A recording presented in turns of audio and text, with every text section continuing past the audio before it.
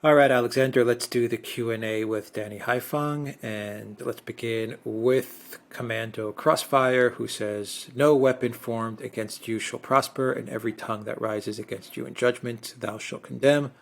For this is the heritage of the servants of the Lord, and their righteousness is of me, said the Lord." Wow. Wow. I think that's definitely That, from the Bible, but that I Crossfire. can't remember the passage, but it's quite amazing. Sounds like one of the Psalms. Sharon Kidney 2. Kidney, thank you for that super sticker. Alan Shepard said, "Troops on the ground in Ukraine cause GOP going to win the election. That will force the GOP to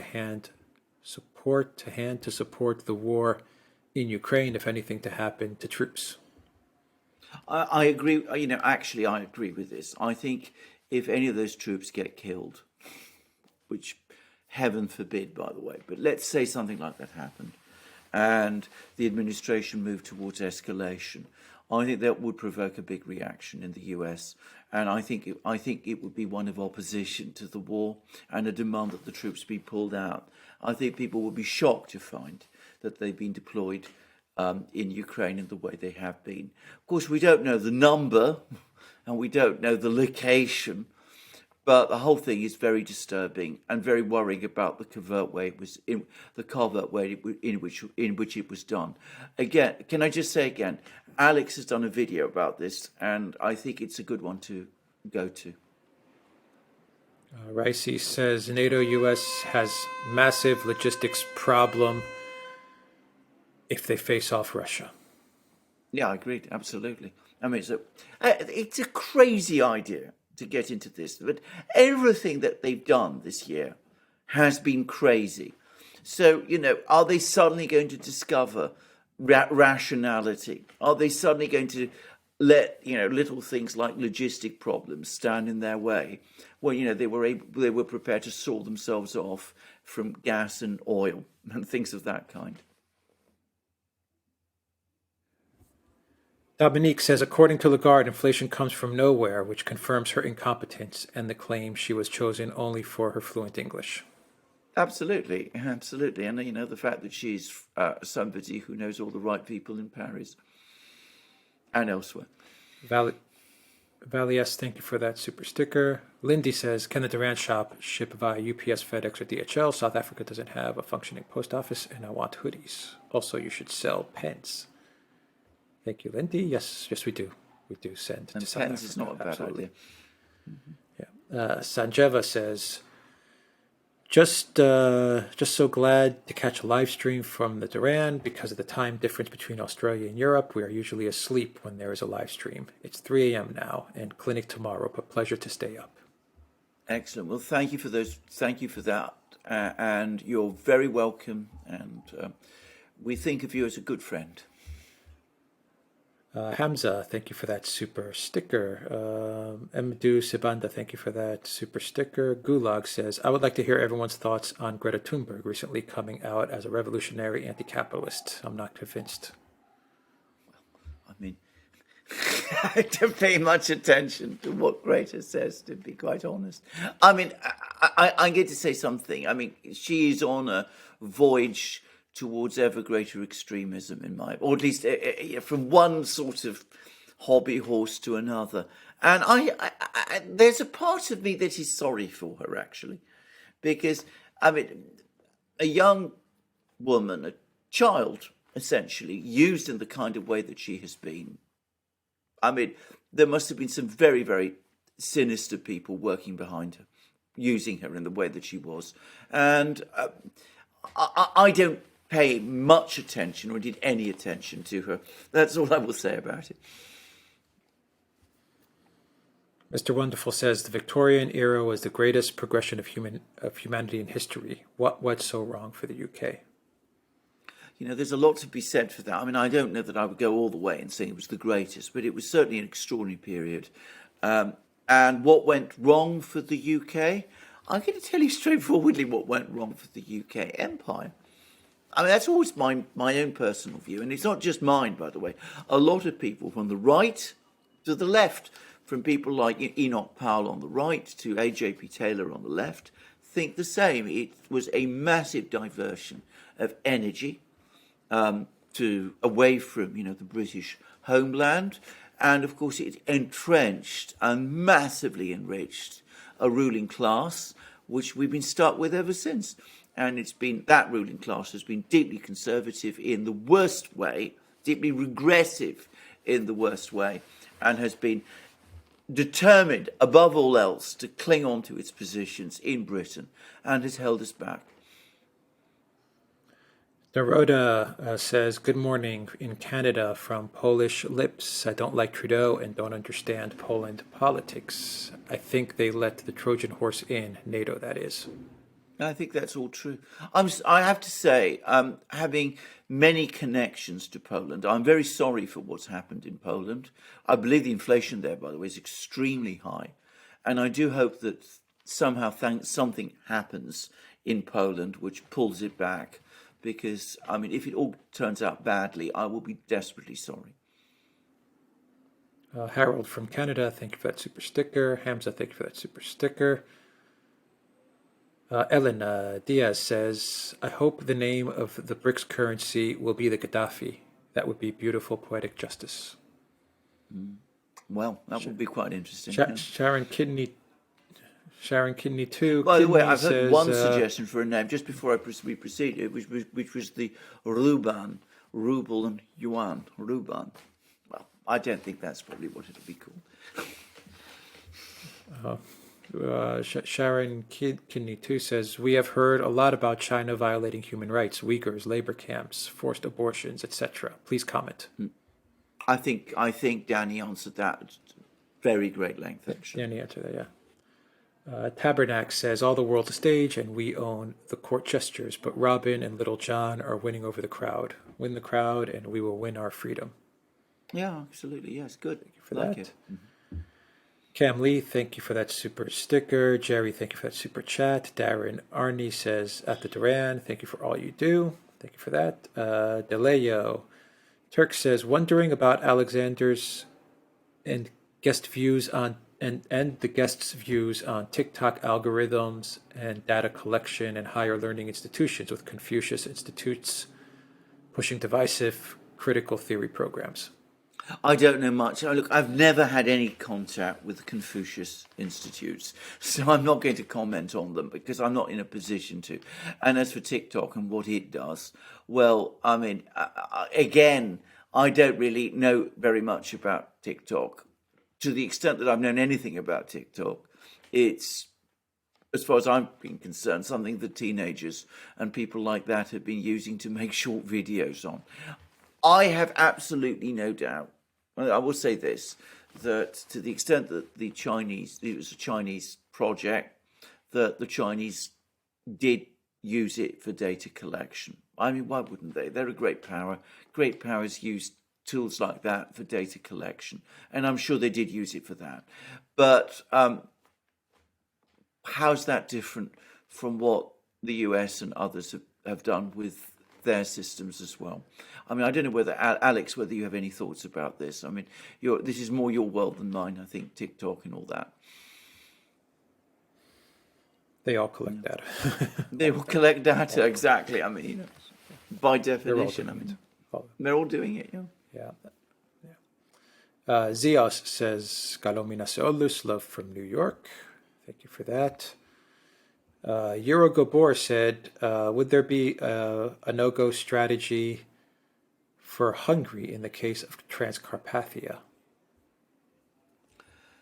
I don't know. I think what you're talking about here is some kind of a deal between Russia and Hungary over Hungarian territories in what is now Ukraine, the Transcarpathian region.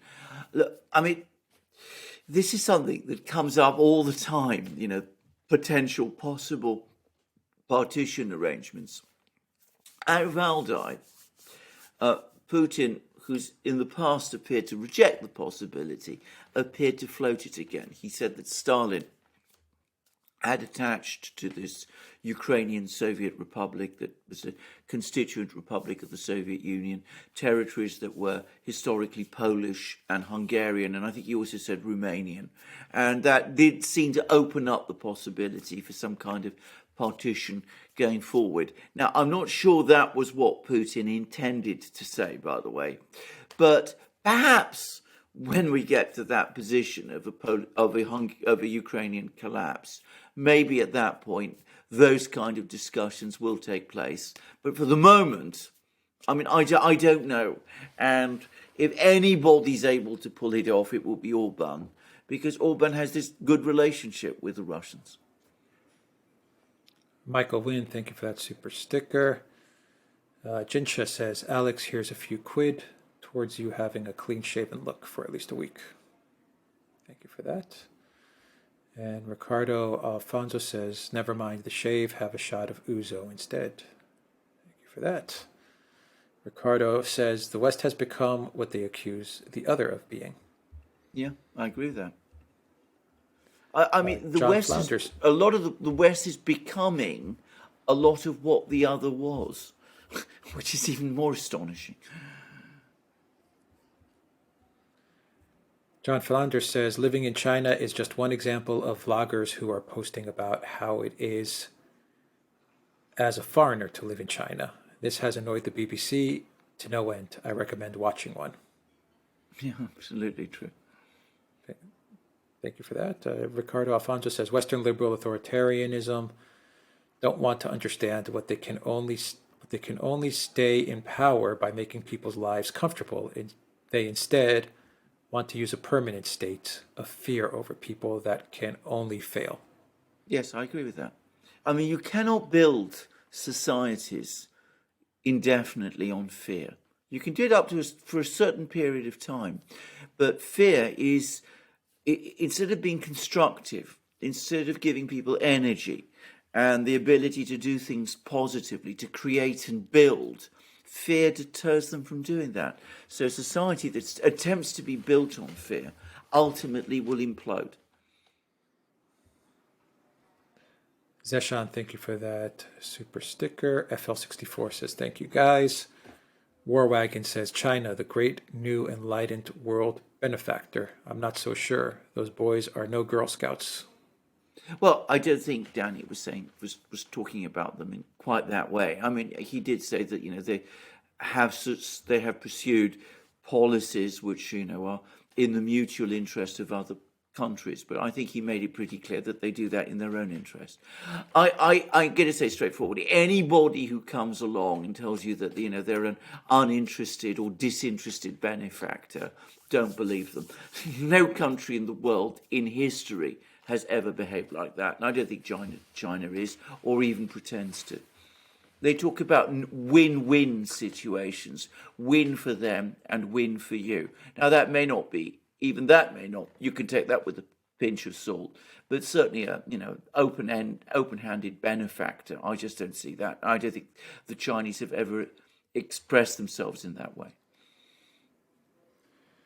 Johan, thank you for that super sticker. Costa, thank you for that super sticker. Zeshan, thank you for that super sticker.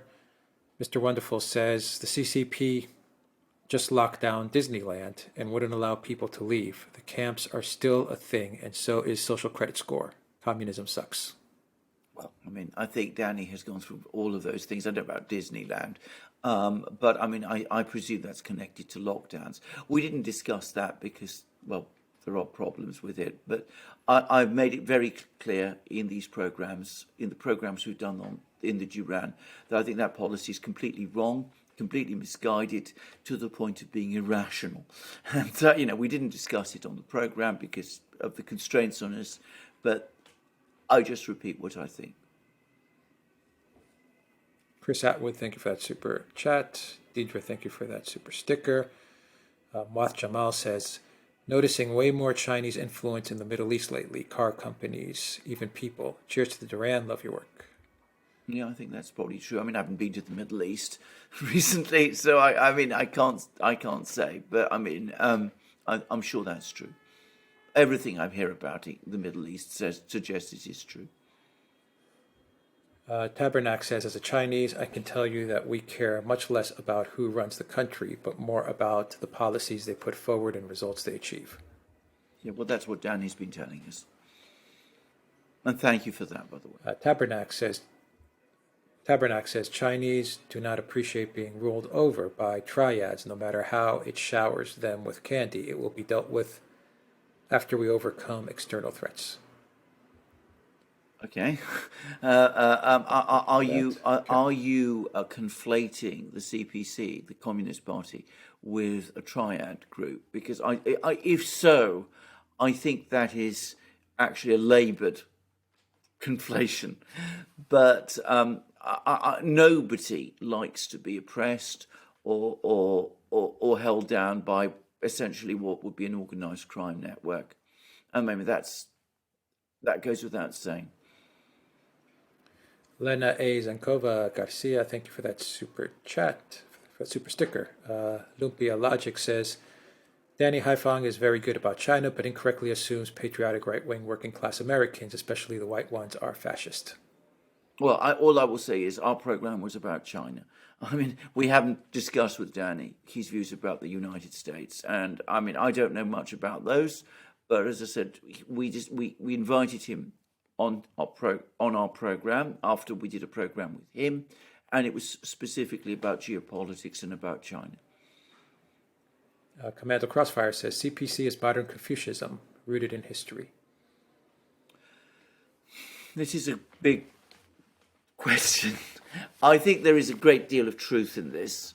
I mean, we come back to what Danny was talking about the Chinese system being rooted in Chinese culture and Chinese characteristics, as the Chinese themselves say. And of course, those the influence of Confucianism on those is profound. I mean, it's very much at the root of Chinese traditional culture. I have to say, I do see significant differences as well. I can't say that, the CPC, the Communist Party, is a Confucian institution. I mean, that doesn't make. That clearly isn't the case. But that there is influence on. That there is a strong Confucian influence on Chinese culture, and that this has found its way into the current political system. I think that is true. Karen Reagan, thank you for that super chat.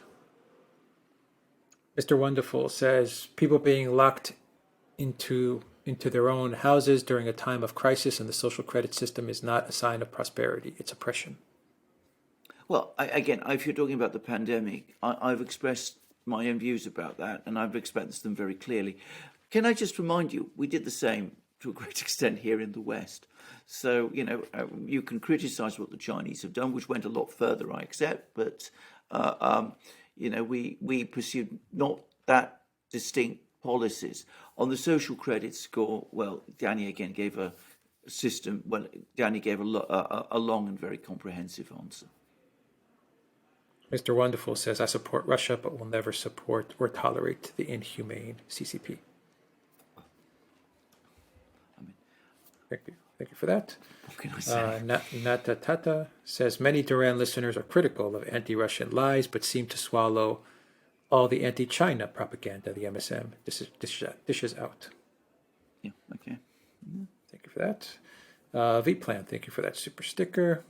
Mr. Wonderful says, so many CCP operatives in the chat have Western names. Nothing suspicious here at all. Thank you for that super chat. Lumpia Logic says, ask Danny if right-wingers, patriots are fascist. Well, we are talking, this program was about China, and whatever views he has about that, I presume he does his own programs. You can discuss US politics with him there. And we have our views, which we've expressed many, many times. What views Danny has about American politics, well, those are his own. Chalopia says Tiananmen Square organizer Wang Den was an unofficial co-sponsor of January 6. He called Chinese American citizens to come and support democracy. It's their civic duty. Okay.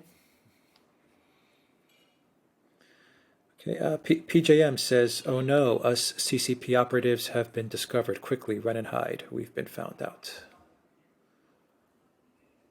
Okay, Lumpia Logic says, "Ask Danny why PSL keeps on tailing Democrats." PSL. I'm not quite sure what that is. Sorry. Ricardo Afonso says, "Look up Zhao Zhang. He was Soros's boy, China's Gorbachev. Read how China's Gorbachev was flushed in 1989 on Substack by Matt Ehret." Yeah, I mean, there's been a lot about this actually, and by the way, he and Gorbachev got on quite well, as I seem to remember. David Lear, thank you for that super chat. Paul, thank you for that super chat. Callan Kulinau says, "I love the Duran for their wide array of guests, but this guy's too much. He's shilling for social credit system and COOF lockdowns. LOL. Come on, guys. This is a joke." I mean, Thank you for that. Mr. Wonderful says, "Look." Mr. Wonderful says, "Look at how the CCP handled the situation in Hong Kong. Disgraceful, shameful, and obvious." Well, again, we didn't discuss Hong Kong in these programs. I don't think. Again, I don't think this was quite as simple a situation as you say. But you have your view. Mr. Wonderful says, "Hong Kong. Explain that." Plato's Beard says that Duran's done well to have Danny on for the second time. Love Danny's work and love Duran's reporting. First time. First time. Yeah. Russell Hall says, "Just because the West has lost its way doesn't mean that the CCP or CPC or however you want to brand it is an emerging light in the darkness." Again, I don't like these expressions about emerging light or, good versus evil things. I mean, what we're trying to do is understand China, which is becoming a major power at the moment, because we are a channel that looks at geopolitics, and China is today becoming a major geopolitical player. So we want to understand what the Chinese government is all about and what it's doing. And, we're not talking about it being a light in the darkness.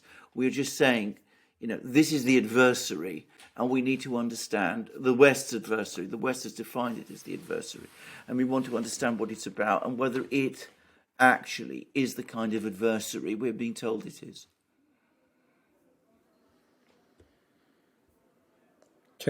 Kesu83 says, "Uyghur for sale. Google that document. Then tell me again that there are no human rights issues in China."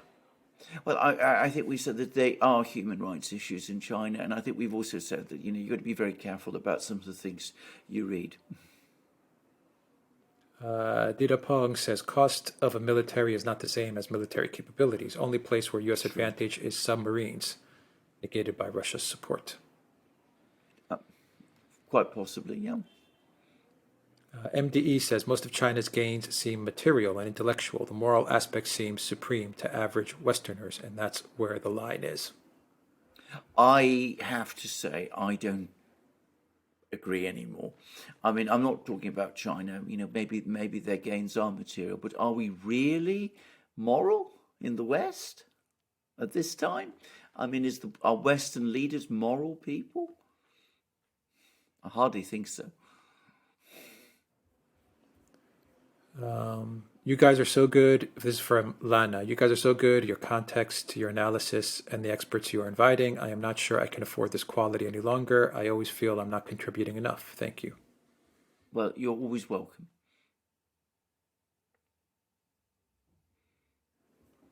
Mr. Wonderful says, "Never anti-China. Such a wonderful history, but very anti-CCP. A terrible system of control." I understand that. I mean, I should say, I'm not in any kind of sinologist, but historically, well, not historically, in my background, I was not very interested in modern post-revolutionary China, but I have read and have great interest and knowledge of the culture, the art of the modern era, the imperial era, if you like. Ricardo Alfonso says, ultimately, the U.S. wants to separate Taiwan from China and then declare Taipei the real capital of China. By the way, keep an eye on Khalistan Punjab as a new separatist movement, a little reminder to India. Absolutely. Can I just make one point, though, which is, of course, that Taipei does consider itself to be, or at least officially does, or formally does, consider itself to be the capital of China. And, of course, in the past, in the 40s, 50s, 60s, 70s, when the United States still recognized the government in Taipei as the official government of China, the policy that you're outlining was already was the US policy.